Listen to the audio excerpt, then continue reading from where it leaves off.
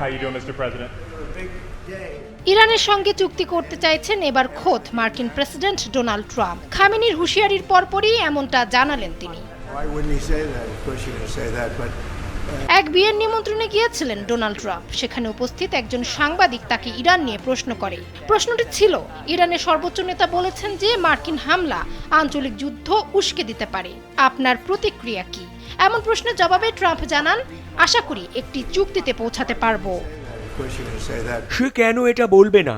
অবশ্যই সে এমনটাই বলবে, কিন্তু সেখানে আমাদের বিশ্বের সবচেয়ে বড় এবং শক্তিশালী জাহাজগুলো রয়েছে একদমই কাছেই। আর কয়েকটা দিনের ব্যাপার, আশা করি আমরা একটি চুক্তিতে পৌঁছাতে পারবো। আর যদি চুক্তি না হয় তবেই দেখা যাবে আসলে সে ঠিক ছিল কিনা।